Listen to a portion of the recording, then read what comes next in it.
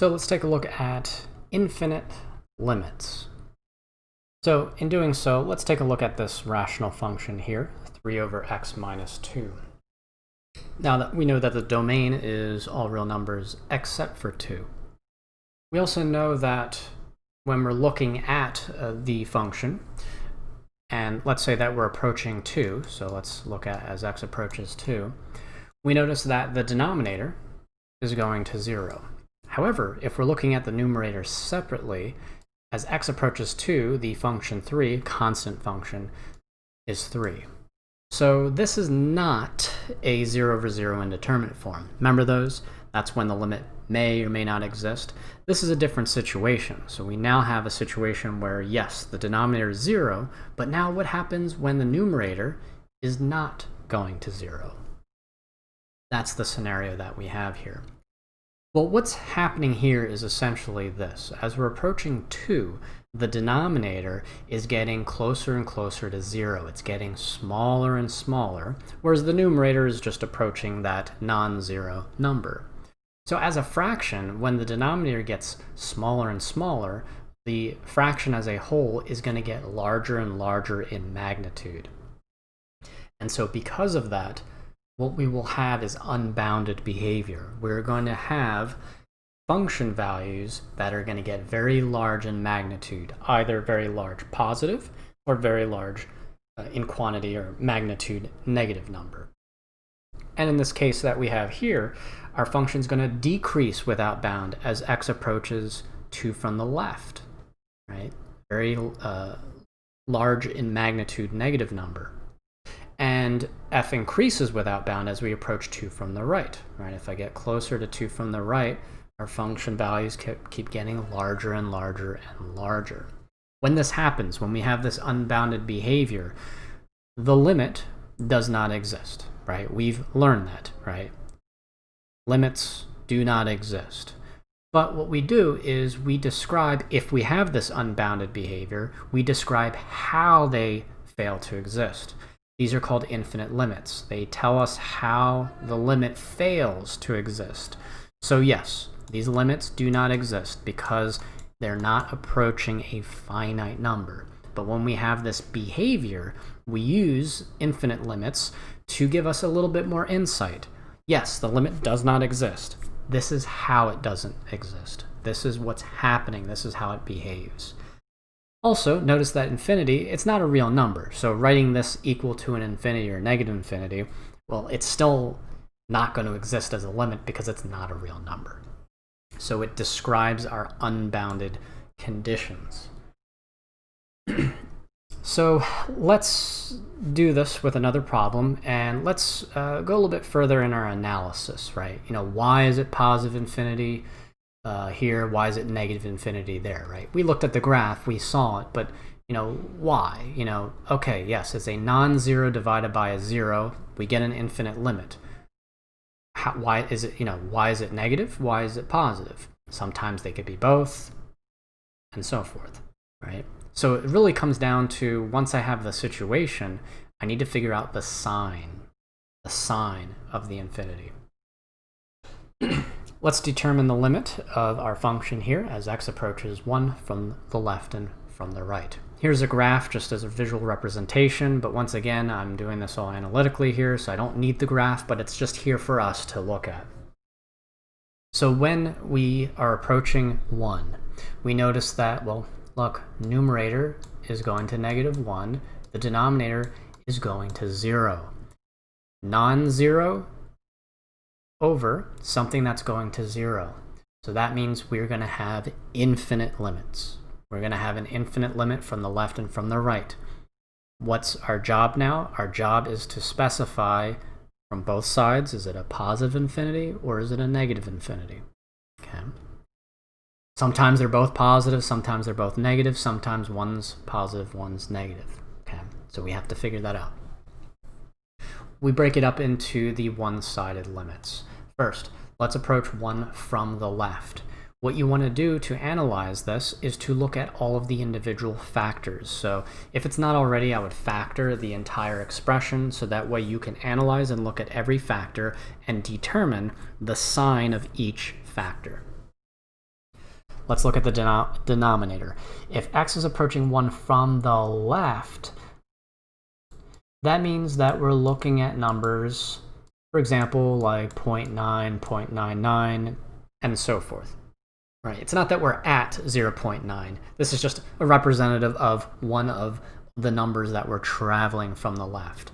So if I have a number that's less than 1, x minus 1 is going to 0, but it will as a small negative number, right? 0.99 minus 1, right? Negative, small and negative. So as we're traveling to a value of 0, we'll be traveling it as a negative quantity. Now we introduce the next factor, negative 1. So if I have something that's negative and I divide it by something that's negative, I have something that's positive. In addition, the denominator is getting smaller and smaller, closer to 0. So this becomes a large positive number. Positive number indicating positive infinity, because the factor in the numerator is negative, factor in the denominator is negative, which gives us a positive number. Similarly, if we're approaching 1 from the right, that means we're looking at numbers, we're passing 1.1, 1.001, and so forth. So x minus 1 is a small positive number. So I have a negative number in the top. I have a positive number that's getting smaller and smaller in the denominator. Negative divided by a positive is a negative number, which is getting larger in quantity. So therefore, our limit is negative infinity. And that's how we analyze infinite limits. We have to look at each individual factor and determine the signs of each of those. It's very important. Pretty much the most important factor is any of the factors that are going to 0. That's the important one, because it's important to know what sign it is as it's going to 0. The remaining factors will then just be as they are, right? It's those that are going to 0 we have to make sure to include what's happening in terms of the sign as it's going to 0. That's very, very important in determining these signs here. Now, when we have infinite limits, like this or like this, then we will have what's called a vertical asymptote at that location. In fact, this line, this vertical line x equals 1, is a vertical asymptote for the graph. Vertical asymptotes are associated with infinite limits. You don't have to have both sides going to infinity or negative infinity. As long as you have one side going to either plus or minus infinity as x approaches c, then the line x equals c is a vertical asymptote for the graph. Keep in mind, if you're asked to figure out what the vertical asymptote is, make sure that you're writing it as an equation of a line. These are equations of lines, not just the number, it's an equation of a line. It's a vertical asymptote, a vertical line. We use a dashed line to describe it. So it's not really part of the graph, but it's used to describe the behavior. It's saying that it's approaching that line. How do we find vertical asymptotes? Well, if we have some rational expression like this, a function divided by another function, then essentially what we do is we find the zeros of the denominator that don't make the numerator 0. So if there's some number c where f of c is not 0, but g of c is 0, so the bottom is 0, but it doesn't make the top 0, then x equals c is a vertical asymptote. So you find the zeros of the denominator that are not zeros of the top. One way to do that is to take your function and then put it into lowest terms, and then you find the zeros of the denominator. That's a technique that you can use, but that is how we find them. So let's find the vertical asymptotes, and then also determine the infinite limits. So we look at our function here, we solve for the zeros of the denominator, and we get that x equals negative 1. X equals negative 1 makes the denominator clearly 0, but x equals negative 1 does not make the numerator 0. So therefore, x equals negative 1 is a vertical asymptote. From there, we can then analyze the limits as we're approaching negative 1 from both the left and from the right. We could do a similar analysis as we did in example 1, where we looked at all the individual factors to determine the sign. So for example, if I'm approaching negative 1 from the left, that means we're looking at numbers like negative 1.1 or something like that, which will make this factor a negative. this is positive, this is positive. So if I multiply, divide, I have negative infinity. Similarly, if I'm approaching -1 from the right, x plus 1 is therefore a positive quantity. That positive quantity is multiplied by a positive, which is all under something that's positive, and that's why we have positive infinity. Example 3. Well, factor, we get x plus 1 and x minus 1. So x equals 1 and x equals -1 are zeros of the denominator. Those are also not zeros of the numerator. So therefore, those are 2 vertical asymptotes, as we see here in the graph as a reference. Once again, we use our analysis of all the individual factors. So let's first take a look at as we're approaching -1 from the left. So we're approaching it from the left. So when we do that, what's going to happen? Well, if I'm approaching it from the left, this is going to be a negative quantity approaching 0, right? Negative. -1 minus 1, well, this is negative regardless. And x squared plus 1, well, that's actually always going to be positive. So we have 2 negatives, which gives it a positive infinity.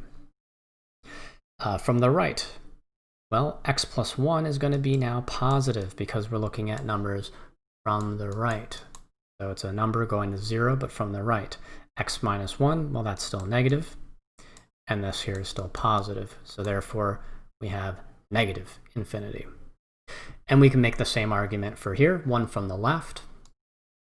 Okay, 1 from the left means that this is negative, this is positive, this is positive. So therefore, that's negative.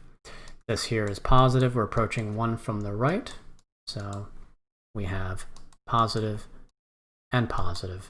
So therefore, we have a positive large quantity, positive infinity. Cotangent. So we remember that cotangent, the domain is all real numbers except for multiples of pi. And of course, you can write cotangent as cosine over sine. So the zeros of the denominator. So solve sine of x equals 0, which is x equals n pi. And whenever x equals n pi, at any of these points, so for example, 0, pi, negative pi, 2 pi, negative 2 pi, and so forth, none of those will ever make cosine 0. So therefore, all of these are vertical asymptotes, where n is any integer. We notice that cotangent is a periodic function with period pi, so it repeats. So essentially all we have to do is just look at one of these vertical asymptotes, look at the left and look at the right, and from there we can then determine what all the infinite limits are. So let C be any of these.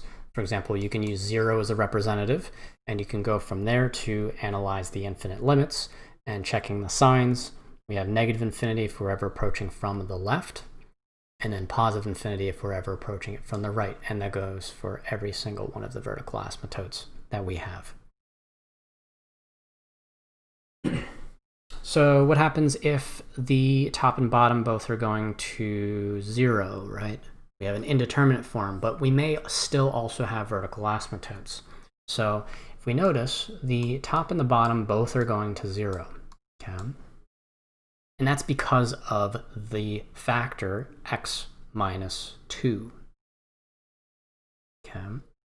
So if we look for the zeros, right, we know that the zeros are plus or minus 2, but remember that the vertical asymptotes correspond to the zeros of the denominator that don't make the numerator 0.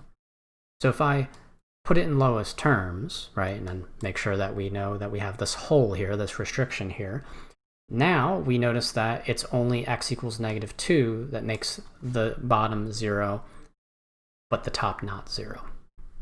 So at x equals 2 here, that's where we have that 0 over 0 indeterminate form, which will then correspond in this case to a hole.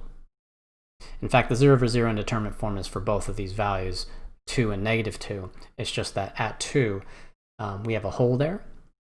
So the limit actually is going to be whatever this number is here, whereas at -2, it happens to be that the limit does not exist because it's going to go to infinity and negative infinity from both sides. So therefore, since it's a different type of unbounded behavior, one's positive, one's negative, the limit as we're approaching -2, just the limit as a whole does not exist. Now, of course, for the one-sided limits, individually. We look at all the individual factors, and then we look at the sign for every one, just like we did above to determine the sign.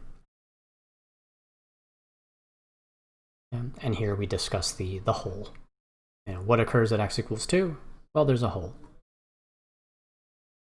Okay. Another situation that we have here, factor x equals 1 is a vertical asymptote, and so forth. Once again, for these factors, make sure that you go through each individual factor and determine the sign, as we did above. In this case here, we're just providing the answers here, but make sure that you show that work. Now for infinite limits, some properties. So here in this case, f, limit as we're approaching c of f is going to infinity. And then let's say for g, it's a finite number. What these statements are basically saying is that infinity will always be larger than any finite number. So an infinity is always going to outgrow a finite number. Even if this finite number is a huge number, like trillions, it doesn't matter. An infinity will keep growing without bound. It doesn't matter which largest finite number you can think of, because there is no largest finite number. Say you think you found the largest number, add 1. There's your counterexample. There is no largest number. So an infinity will always go beyond any finite number. So that means if I have an infinity, and if I'm adding or even subtracting any finite number, it's still infinity. You can subtract a very large number from an infinity, it doesn't impact the infinity. If you have a function that's going to infinity multiplied by something that's going to a positive finite number, it's still going to infinity. Now here's something where it does impact.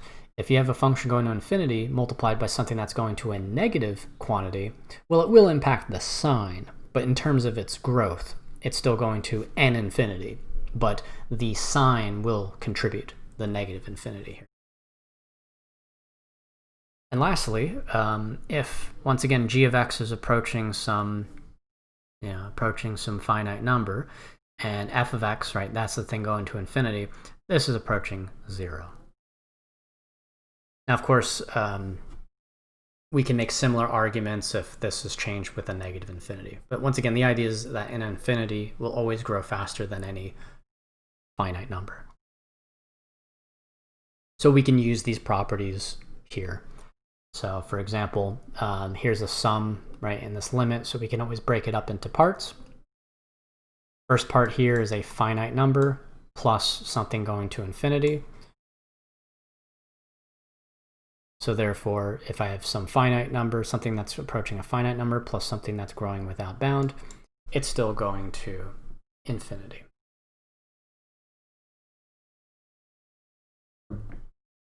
By the way, this is infinity because if you look at both one-sided limits, this is x to the 4th, an even exponent. So yes, it's going to go to infinity because x equals 0 is a 0 that makes the denominator 0, but not the top. It is to the 4th power, so in terms of the sign, regardless of analyzing all of the factors, although it's just this, it's positive.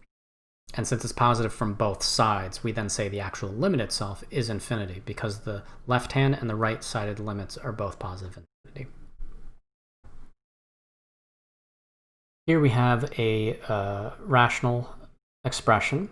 So we look at the top is going to 2, finite number, and cotangent of pi x. Well, that's just a transformation of cotangent that we talked about previously, and that's going to infinity. So if I have something finite in the top and infinity on the bottom, well, it's going to go to 0 because this thing in the denominator is approaching infinity. So therefore, the fraction gets smaller and smaller. Same thing if I have a product, right, a scalar multiple, 5 times tangent. Tangent's going to negative infinity. 5 is going to 5, so 5 times, right, a positive number times a negative infinity will not change the sign. Lastly, 2x squared is going to 0. 1 over x is going to negative infinity from the left. And notice that we have minus a negative infinity. A negative 1 times the negative infinity, that'll contribute to the sign of the infinity. Of course, we're adding 0. And so that's where we are for 1.5. So once again, here's some additional exercises that I highly recommend that you work on right now. So work on those, and then I'll see you in the next video.